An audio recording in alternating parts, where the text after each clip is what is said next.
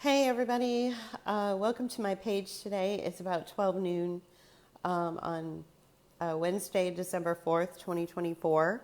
I did write a little bit earlier today about the sort of the background of the assassination of Brian Thompson and who he is. So for those of you who aren't aware, Brian Thompson is the CEO of United Health Group's insurance union or insurance unit.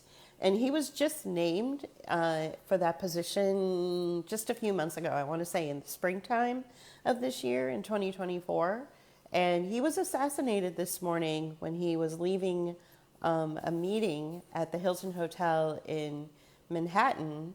And the assassin apparently just walked right up to him, shot him dead with a silencer, ran down an alley, jumped onto a bike, and then got away. Now, I don't know if authorities have been able to capture the assassin. I don't know anything about that. But a couple of things I wanted to just sort of give context to this story that just broke this morning is that I think it's a real assassination. I don't think that it was a staged event. I think that Brian Thompson really is no longer with us. And the reason I believe that is because of the extraordinary amount of lawsuits and controversy that his company that he was with for 20 years, United Health Group, has been embroiled in for various reasons, from RICO violations to holding the monopoly on the market. And so I'm going to kind of skip around a little bit. I'd like to just, qualify this broadcast by saying, number one, I am not a researcher and I am not the news. What I'm doing is I'm just assimilating all of the information that has sort of come my way regarding United Health Group and this particular story, and just kind of parsing through the different outcomes of that information that I've received. So Brian Thompson, like I said, CEO of United Health Group's insurance unit, was assassinated this morning. Well, it turns out he was named in a recent lawsuit. So the state of Minnesota, which is also the state where he resides, of course, because United Health Group operates out of the state of Minnesota. The state of Minnesota filed a lawsuit against United Health Group for violations of federal securities laws. And he, in particular, along with the CEO of the entire company, Sir Andrew Whitty, was also named in that lawsuit. So, and in that lawsuit, the state of Minnesota was demanding a jury trial. Now, typically, from what I understand, again, I'm not a lawyer, I'm not even a paralegal, I'm not even a legal researcher, but just from understanding the way things work when there are lawsuits that are filed, when a plaintiff files a lawsuit and calls for a jury trial, meaning they want the trial to go to a jury eventually, it means that they feel confident in their lawsuit against the defendant. And in this case, the state of Minnesota was the plaintiff, and United Health Group's CEO Andrew Whitty, and then of course another person was named. I believe his name is Stephen Hemsley or something, and then of course Brian Thompson, the gentleman who was just assassinated this morning, were named in this lawsuit specifically. So the state of Minnesota felt confident enough that they could win this lawsuit or find in favor of whatever they were seeking to go after UHG for violations of federal securities laws. Okay. Now, this lawsuit that I just explained to you was in retaliation or in response to a lawsuit that United Health Group had filed against the state of Minnesota for new provider laws. So in 2024, in early 2024, the state of Minnesota changed their long-standing policy that only that for 7 years, at least for 7 years, their longstanding policy was that nonprofits and for-profits in regards to the healthcare industry could operate in the state. In early of 2024, they changed that law to make it so that only nonprofits could operate, and this is regarding healthcare, of course, could only operate in the state of Minnesota. So once they passed that bill in the state of Minnesota, United Health Group, which is the nation's and quite possibly the world's largest for-profit HMO, filed a lawsuit against the state of Minnesota for changing a law that United Health Group had benefited from greatly over the last at least 7 years, since 2017. So they filed a lawsuit and said, no, even though we're for profit, we still want to operate in the state of Minnesota. This is totally fair. We're going to file unfair. We're going to file a lawsuit against the state of Minnesota for passing this new bill, which basically is going to affect our bottom line in a very small way. And we don't want our bottom line affected in any way because we're a corporate behemoth. And we want to be able to just eat up everything in sight. We want to have a monopoly on the entire world when it comes to healthcare and insurance and things like that. So they filed the lawsuit against the state of Minnesota. The state of Minnesota then turned around and filed the countersuit against Andrew Whitty, another gentleman, and Brian Thompson, again, the gentleman who was assassinated this morning, for violations of the federal securities laws, okay? And they also called for a jury trial. So that's kind of the background of that. Now, another thing that you guys should know about is that all the way back in 2006, let's see, was United Health Group's first whistleblower case. So let me see if I can find it. So a whistleblower had filed a case against United Health Group. I'm just looking for it right now.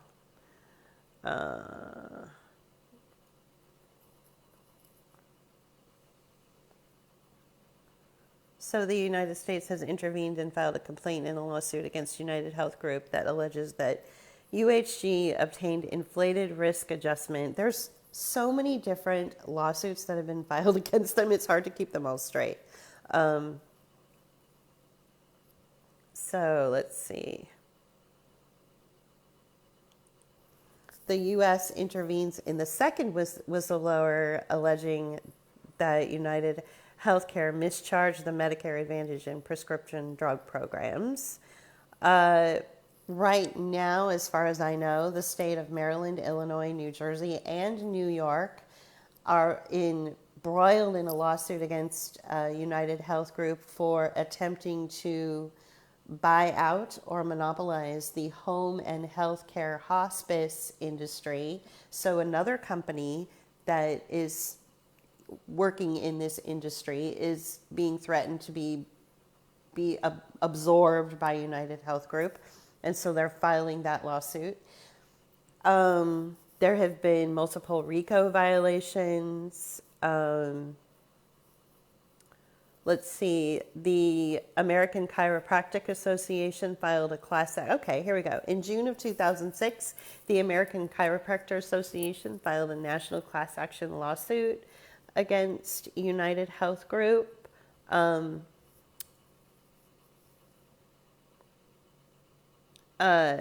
Basically alleging that, what is the lawsuit? The company, okay. The United Health Group has origins, by the way, back to late 1974. In February of 2006, the company acquired John Deere Healthcare. That same year, William McGuire stepped down as chairman and director due to his involvement in the employee stock options scandal. He was replaced by CEO Stephen Hemsley. And by the way, Stephen Hemsley is the one that is named in the lawsuit where Minnesota is filing a lawsuit against Andrew Whitty, Stephen Hemsley and Brian Thompson for violations of federal securities laws. So Stephen Hemsley had served as president and COO, and was a member of the board of directors. What I'm trying to do is find that first whistleblower case from 2006, and I had it, but unfortunately it went away.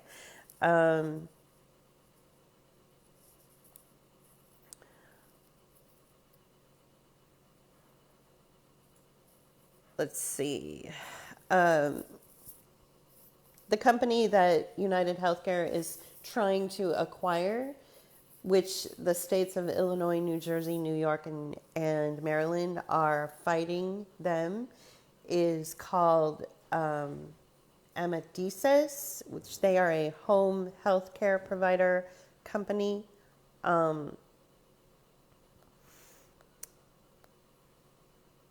The DOJ sues to block United Health Group's acquisition of Amadeus.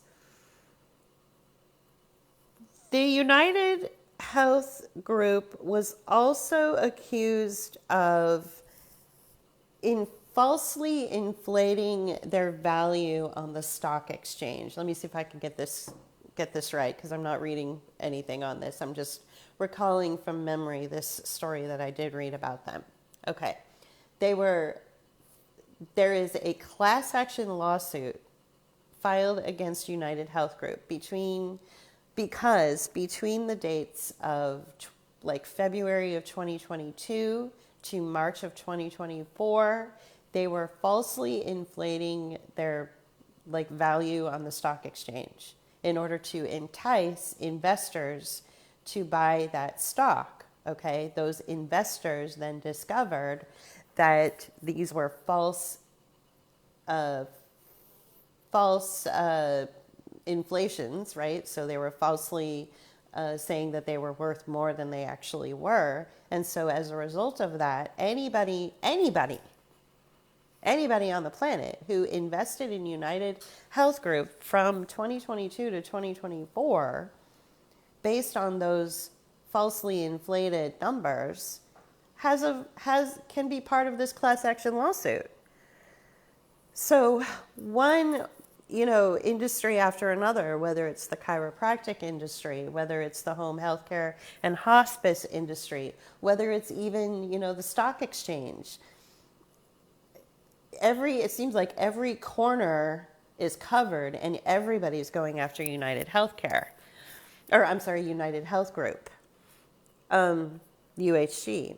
So when a company is starting to feel the pressure from, various agencies, like for instance, the Department of Justice, they start to get desperate and they start to do really desperate things. And one of the things that I think that they did was they didn't want Brian Thompson, who's had a 20-year career with United Health Group and was only recently named their CEO of their insurance unit.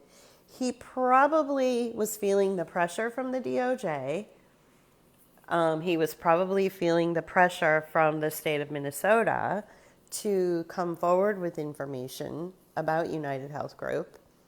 And so, what better way to keep him from talking than to permanently quiet him? I don't know how else to say it. I don't want to be too, I don't want to, again, this is all just speculation. Like I said from the very beginning, I'm not the news. I'm not a lawyer. I'm not a paralegal. But I do have the capacity to kind of creatively and analyze the situation and creatively come up with certain conclusions. So there was also a massive data breach with Change Healthcare right about the time that United Health Group acquired a company called Change Healthcare. There was also a massive data breach. I don't believe that there was a data breach.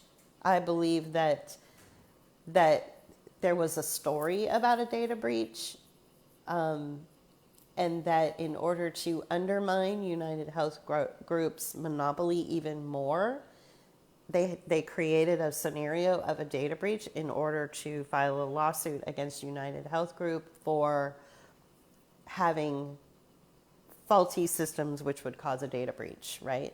I don't believe, actually, truly don't believe that data breaches are all that common. I think that what's more common about the story of data breaches is that was what comes after them, which is that, lawsuits get filed against the companies who allegedly didn't have the proper infrastructure in place to keep a data breach from happening. So the Justice Department sued United Health Group again over $1 billion in alleged false claims. So they are at the center of just about every controversy, every lawsuit that you can imagine. In February of 2017, the federal government intervened in, and the District Court for the Central District of California unsealed a Whistleblowers False Claims Act against United Health Group and WellMed Medical Management, which was a company that was acquired by UHG in 2011. So the whistleblower in this case is Benjamin Poling, the director of finance for a United Health subsidiary, alleges that the insurer and 12 other health plans, including Aetna and Humana, defrauded Medicare by engaging in a scheme that submitted false risk adjustment information to the Centers for Medicare and Medical Services over a period of 10 years. The suit alleges that the practice of upcoding risk adjustment claims may have enriched United Health Group and the other defendants by hundreds of millions of dollars and likely billions of dollars for over a decade. Some Medicare recipients participate in managed health plans operated by private insurers like United Health, or also called Medicare Advantage plans. And under the plans, insurers are paid a set per member per month rate that is meant to cover the recipient's healthcare costs plus the insurer's overhead. Insurers can, however, be paid more by the government when they submit risk adjustments to compensate them for patients with more complex and expensive health problems. It is these risk adjustments that are at the heart of the United Health case. So it sounds like, just to put it plainly, this is the whistleblower case that I was looking for before.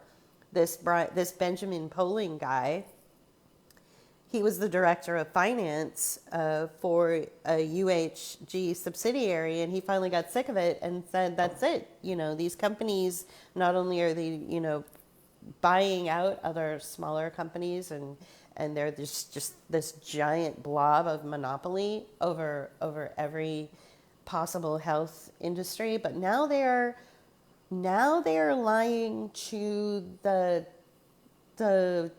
Medicare. Now they're lying to CMS, and that they're actually defrauding Medicare and the Centers for Medicare and Medicaid Services.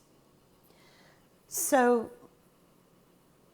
this gets you into a more sort of a deeper, a little bit more of an existential thought.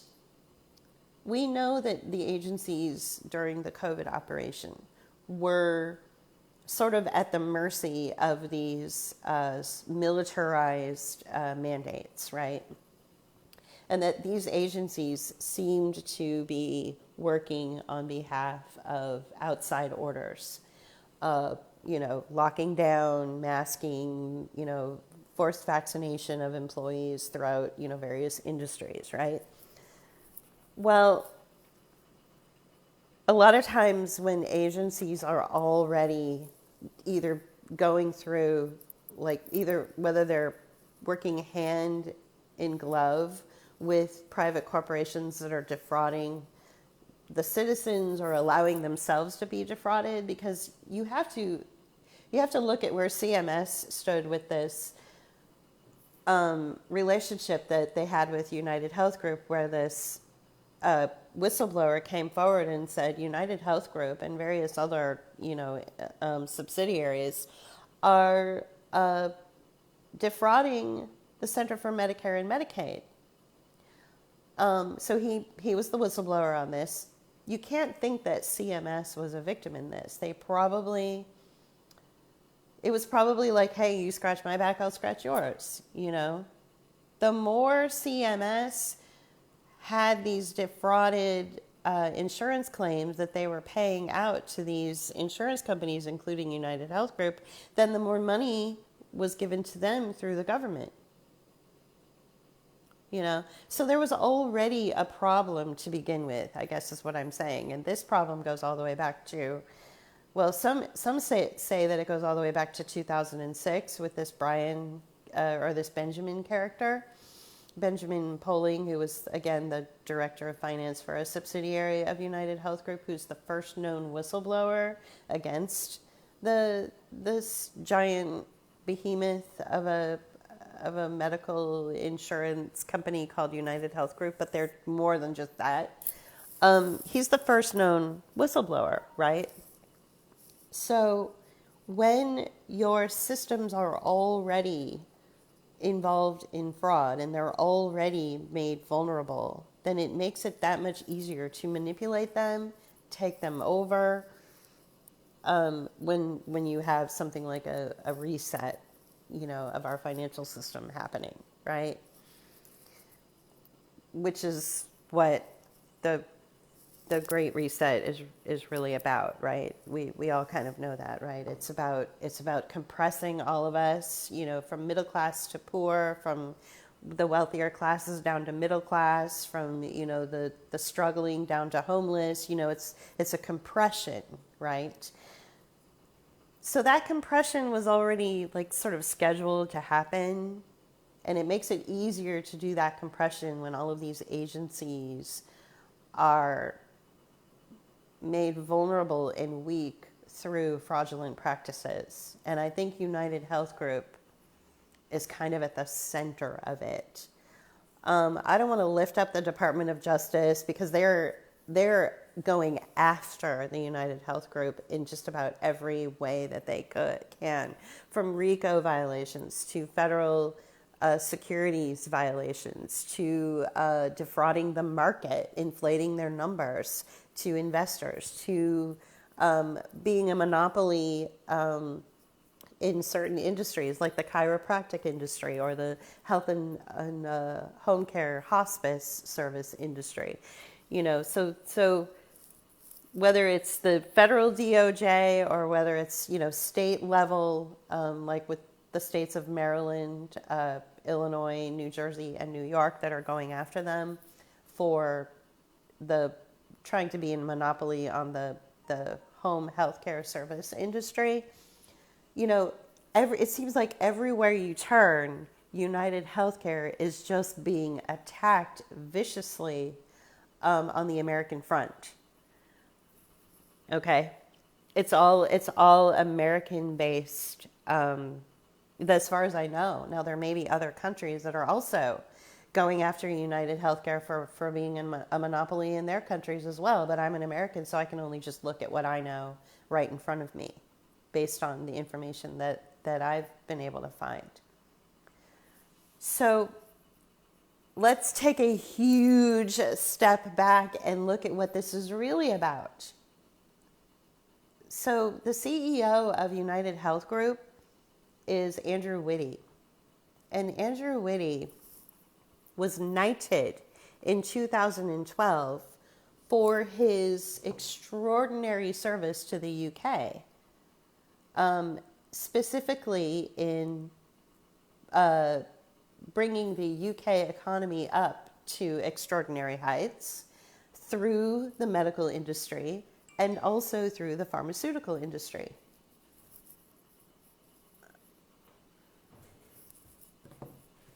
So here's your phone right here. He was knighted in 2012, and he is the CEO, like he is the big tuna over at United Health Group. And he is the one that came out and made the statement this morning that his CEO of his insurance unit was assassinated this morning. So, you know, I may have people who are not Americans listening to me right now. But I guess, you know, I'm speaking to everybody. I know this is going to sound strange, but it really sounds like there is a battle to keep a UK, a company that has really benefited the United Kingdom and has really put the United Kingdom on the map financially through their interests in the medical industry, investments in the medical industry, and the pharmaceutical industry specifically. So much so that they knighted that, you know, and you know what it means to be knighted. It's basically like you can do anything. You could go anywhere. You could do anything for free. Like wherever he goes, he probably didn't even have to pay for the hotel room that he was staying at or the hotel he was staying at in New York this morning when his colleague was assassinated. I know, but what I'm saying, I'm just trying to give my husband said something to me, so I'm responding to him. And so what I'm trying to do is just kind of give this idea that you've got this battle going on between like the UK, like the United Kingdom, and the United States, right? The United States wants to keep other companies in place. You know, for instance, this home and hospice healthcare service. They don't want to be absorbed by United Health Group. You've got the American Chiropractics Network that also doesn't want to be absorbed by United Health Group. You had Change Healthcare, which didn't want to be absorbed by the United Health Group, but they were anyway. And then there was a lawsuit that was filed as a result of that. So it seems like at every turn, UHG wants to swallow up certain companies, specifically American-based healthcare companies. They want to swallow them up and take over. So this seems more like a colonizing, I guess is where I'm trying to get to this point. It's like a colonizing of the very thing that, you know, that we're told is supposed to be the American way, which is, you know, the free market and everybody should have an opportunity to make, you know, to have a go at their business, you know. It'd be like if a giant UK-based burger place came in and bought up all of our McDonald's and all of our Burger Kings and all of, you know, and we only had these UK fast food burger places. You know what I'm saying? Here in the United States. Like, no. That, you know, as much as I'm against capitalism and all that, I certainly don't want like I don't want one big giant monster conglomerate taking over every possible aspect of industry, you know. So in order to give this early morning story some context, which is that Brian Thompson, who was named in a lawsuit from the state of Minnesota, it was assassinated this morning. In order to give it some context, I wanted to kind of, you know, explain my feelings about all of this, that it goes a little bit bigger than just, you know, one guy who had the goods on, you know, one little thing. I think it represents a larger issue that we're dealing with this company, and then it represents something even bigger, like what other industry is being swallowed up by outside entities that are not American based. I mean, we've got the entire tech industry, which is basically under the Trump administration, this particular aspect of the tech industry, they all come out of South Africa. And all of those individuals, David Sachs, Peter Thiel, and Elon Musk, benefited greatly from something called apartheid, which is like Nazism. So again, we have this situation at play where the individuals that funded Trump's campaign and put him on the map, so to speak, for this latest election cycle are wanting the government, the United States government, to fund their private interests in advancing AI and advancing certain technology. As Americans, we should be like, we don't want that. That's not what we want. So, I think that we're dealing with something that's even bigger, that's beyond the scope of just one guy being assassinated today. I think it represents a war that's going on, or some kind of battle for colonizing our country to outside interests. There, I said it. It feels like that. So I wanted to just get a little bit more blue sky about this, which means I wanted to just kind of open up the thoughts regarding this, have a little bit more dialogue around this rather than just focus on the actual story, which is a microcosm or at least an example of what's going on when you're dealing with these kinds of attempts to colonize. People will die because that's what war is about. You've got to get your enemies out of the way. You've got to get your traitors out of the way. What if United Health Group considered Brian Thompson a traitor? What if he was striking deals with Minnesota and the DOJ behind his company's back? I'm sure the guy that whistleblowed against them when he went to the DOJ and said, hey, look, my company is defrauding the Center for Medicaid and Medicare, I'm sure he's like no friend to United Health Group right now. I wonder how he's doing. You know what I'm saying? So when you're trying to colonize, you don't want anyone to get in your way. Anyway, that's my thoughts on this. I hope you guys got something out of it. We're leaving this platform and our Facebook footprint on December 31st. But there will be plenty of ways for you guys to follow us. You can follow us on Book of Hours YouTube. You can follow us on Substack. We have a Rumble channel. So there are plenty of other ways that you guys can listen in on these types of audio messages. We also do video essays, which we haven't done lately. We also write long-form essays, which we're going to release a really good one this Friday. And I'm also going to be going live again this Friday on camera. So there was still a few weeks left to participate in these discussions. And then beyond that, we'll be diversifying and out on other platforms like the YouTube and Rumble and Substack, and some others. So thanks for listening today. Have a great afternoon. Bye.